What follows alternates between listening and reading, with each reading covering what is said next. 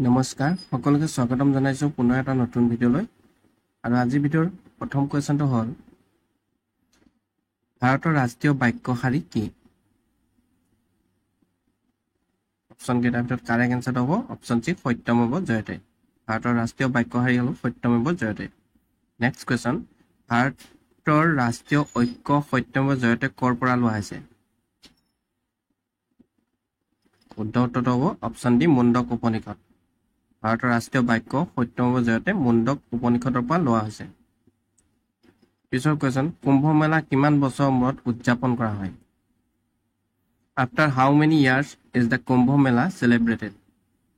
উত্তৰটো হ'ব option D 12 বছৰ 12 বছৰ মূৰে মূৰে কুম্ভ মেলা উদযাপন কৰা হয়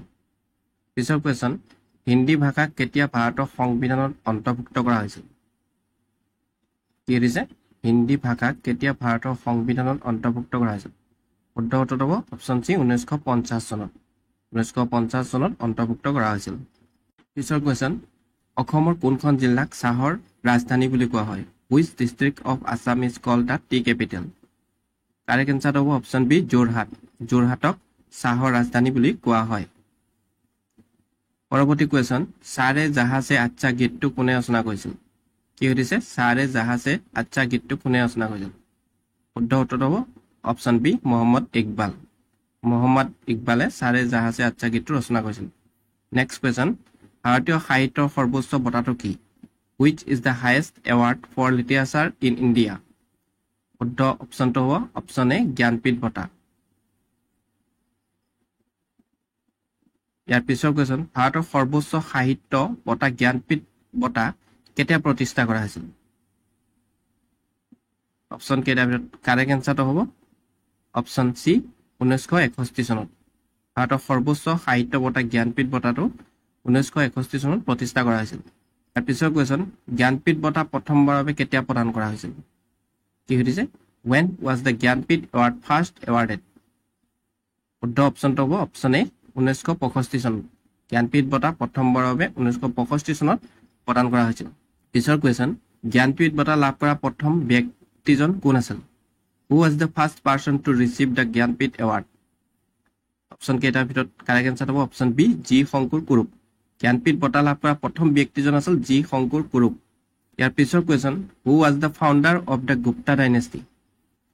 গুপ্ত ৰাজবংশৰ প্ৰতিষ্ঠাপক কোন আছিল অপচন কেইটাৰ ভিতৰত কাৰেক্ট এনসাৰ হ'ব অপচন এ শ্ৰীগুপ্ত গুপ্ত ৰাজবংশৰ প্ৰতিষ্ঠাপক আছিল শ্ৰীগুপ্ত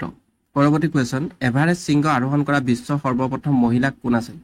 Who was the first woman in the world to climb Mount Everest? উত্তৰ অপচনটো হ'ব অপচন এ জুনকু টাবেই আছিল এভাৰেষ্ট শৃংগ আৰোহণ কৰা বিশ্বৰ সৰ্বপ্ৰথম মহিলা ইয়াৰ পিছৰ কোৱেশ্চন বিশ্বৰ সৰ্বপ্ৰথম মহিলা মহাকাশচাৰী কোন আছিল Who was the world's first female astronaut? Correct answer হ'ব অপচন এ ভেলেন্টিনা টেৰেস্কোভা ইয়াৰ পিছৰ question In which year did the Valentina Tereshkova go into space?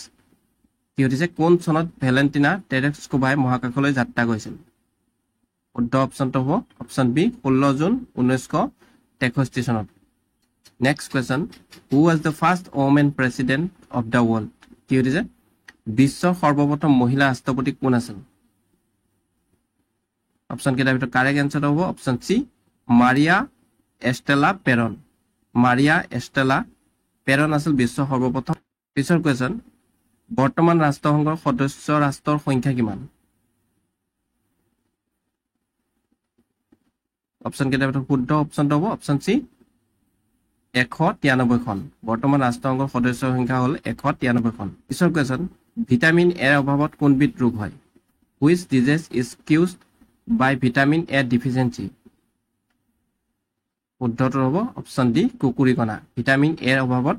হোৱা ৰোগবিধ হ'ল কুকুৰিকণা ইয়াৰ পিছৰ কোৱেশ্চন পৃথিৱীৰ সৰ্বাধিক সক্ৰিয় আগ্নেয়গিৰি থকা দেশখনৰ নাম কি কি হৈছে পৃথিৱীৰ সৰ্বাধিক সক্ৰিয় আগ্নেয়গিৰি থকা দেশখনৰ নাম কি কাৰেক্ট এনসাৰ হ'ব অপচন ডি ইণ্ডোনেছিয়া পৃথিৱীৰ সৰ্বাধিক সক্ৰিয় আগ্নেয়গিৰি থকা দেশখনৰ নাম হ'ল ইণ্ডোনেছিয়া পিছৰ কোৱেশ্চন শংকৰদেৱ আৰু মাধৱদেৱৰ প্ৰথম মিলনক কি বুলি কোৱা হয় শংকৰদেৱ আৰু মাধৱদেৱৰ প্ৰথম মিলনক কি বুলি কোৱা হয় শুদ্ধ অপশ্যনটো হ'ব অপশ্যন বি মণিকাঞ্চন সংযোগ শংকৰদেৱ আৰু মাধৱদেৱৰ প্ৰথম মিলনক মণিকাঞ্চন সংযোগ বুলি কোৱা হয় ইয়াৰ পিছৰ কোৱেশ্যন প্ৰথম অসমীয়া ৰঙীন বোলছবিখনৰ নাম কি what is the name of the first Assamese colour film correct এনচাৰটো হ'ব অপশ্যন এ ভাইটি প্ৰথম অসমীয়া ৰঙীন বোলছবিখনৰ নাম হ'ল ভাইটি ইয়াৰ পিছৰ কোৱেশ্যন ভাৰতৰ ৰাষ্ট্ৰীয় পতাকাৰ সেউজীয়া ৰংটো কিহৰ প্ৰতীক অপশ্যন কেইটাৰ ভিতৰত কাৰেক্ট এনচাৰটো হ'ব অপশ্যন এ সমৃদ্ধি ভাৰতৰ ৰাষ্ট্ৰীয় পতাকাৰ সেউজীয়া ৰংটো সমৃদ্ধি প্ৰতীক ইয়াৰ পিছৰ কোৱেশ্যন ভাৰতৰ ৰাষ্ট্ৰীয় পতাকাত বগা ৰংটো কিহৰ প্ৰতীক what does the white colour symbolise in the national flag of India option কেইটাৰ ভিতৰত কাৰেক্ট এনচাৰ হ'ব শান্তি ভাৰতৰ ৰাষ্ট্ৰীয় পতাকাত বগা ৰংটোৰ শান্তিৰ প্ৰতীক হয় ইয়াৰ পিছৰ কুৱেশ্যন ভাৰতৰ কোনখন চহৰ বিশ্বৰ যুগৰ ৰাজধানী হিচাপে পৰিচিত অপশ্যন কেইটাৰ ভিতৰত কাৰেক্ট এনচাৰটো হ'ব অপশ্যন ডি ঋষিকেশ চহৰখন বিশ্বৰ যুগৰ ৰাজধানী হিচাপে পৰিচিত পিছৰ কুৱেশ্যন ৰবীন্দ্ৰ সৰোবৰ হ্ৰদ ভাৰতৰ কোনখন ৰাজ্যত অৱস্থিত কি হৈছে ৰবীন্দ্ৰ সৰোবৰ হ্ৰদ ভাৰতৰ কোনখন ৰাজ্যত অৱস্থিত শুদ্ধ অপশ্যনটো হ'ব অপশ্যন এ পশ্চিমবংগ ৰবীন্দ্ৰ সৰোবৰ ভাৰতৰ পশ্চিমবংগ ৰাজ্যত অৱস্থিত কুৱেশ্যন কোনখন মহাসাগৰীয় ইংৰাজী এছ আকৃতিৰ কি সুধিছে কোনখন মহাসাগৰ ইংৰাজী এছ আকৃতিৰ শুদ্ধ উত্তৰটো হ'ব অপশ্যন বি আটলান্টিক মহাসাগৰ many Indian state share border with Bhutan কি সুধিছে ভূটানৰ সৈতে কিমানখন ভাৰতীয় ৰাজ্যই সীমান্ত ভাগ কৰে শুদ্ধ অপশ্যনটো হ'ব অপশ্যন এ 4খন ইয়াৰ পিছৰ কুৱেশ্যন চণ্ডীগড় ভাৰতীয় কোনখন ৰাজ্যৰ ৰাজধানী শুদ্ধ অপশ্যনটো হ'ব এ আৰু বি চণ্ডীগড় পাঞ্জাৱ আৰু হাৰিয়ানাৰ ৰাজধানী পিছৰ question which city in Indian is known as city of diamond কি সুধিছে ভাৰতৰ কোনখন চহৰক হীৰাৰ চহৰ বুলি জনা যায় শুদ্ধ অপশ্যনটো হ'ব অপশ্যন বি চুৰাট ভাৰতৰ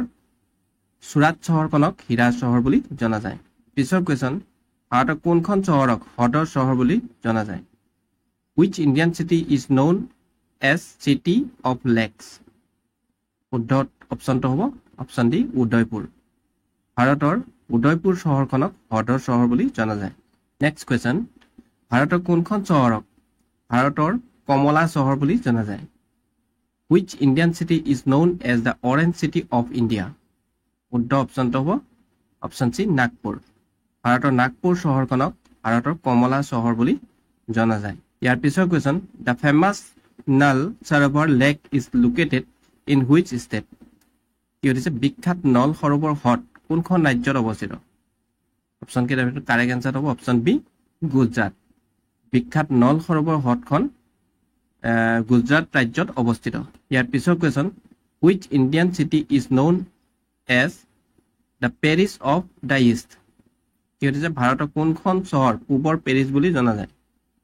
শুদ্ধ উত্তৰটো হ'ব অপশ্যন ডি পদুচেৰী পিছৰ কুৱেশ্যন ভাৰতৰ সৈতে আটাইতকৈ দীঘল সীমাৰেখা ভাগ কৰা দেশ কোনখন শুদ্ধ উত্তৰটো হ'ব অপশ্যন ডি বাংলাদেশ ভাৰতৰ সৈতে আটাইতকৈ দীঘল সীমাৰেখা ভাগ কৰা দেশখনৰ নাম হ'ল বাংলাদেশ ইয়াৰ পিছৰ কুৱেশ্যন নীলা পৰ্বতৰ শৃংগ ভাৰতৰ কোনখন ৰাজ্যত অৱস্থিত কাৰেক্ট এনচাৰটো হ'ব অপশ্যন এ মিজোৰাম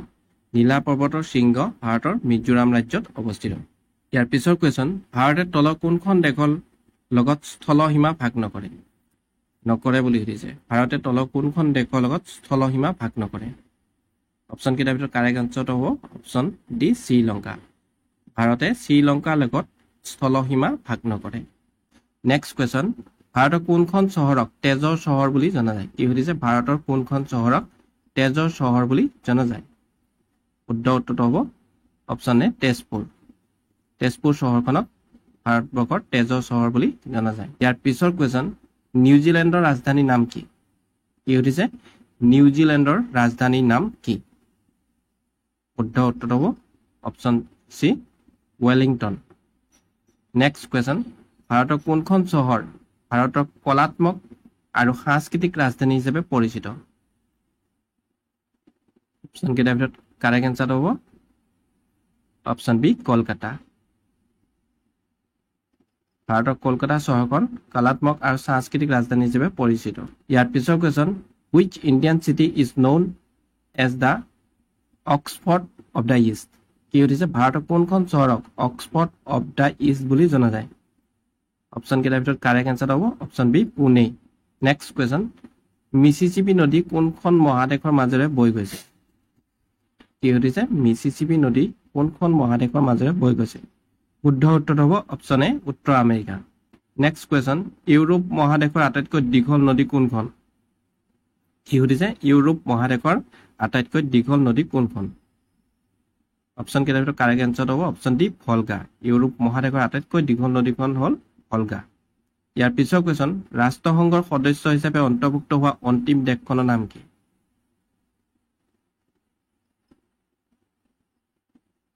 শুদ্ধ অপশ্যনটো হ'ব অপশ্যন সি দক্ষিণ সুদান ৰাষ্ট্ৰসংঘৰ সদস্য হিচাপে অন্তৰ্ভুক্ত হোৱা অন্তিম দেশখনৰ নাম হ'ল দক্ষিণ সুদান ইয়াৰ পিছৰ কুৱেশ্যন বাংলাদেশত ব্ৰহ্মপুত্ৰ নদীক কি নামে জনা যায়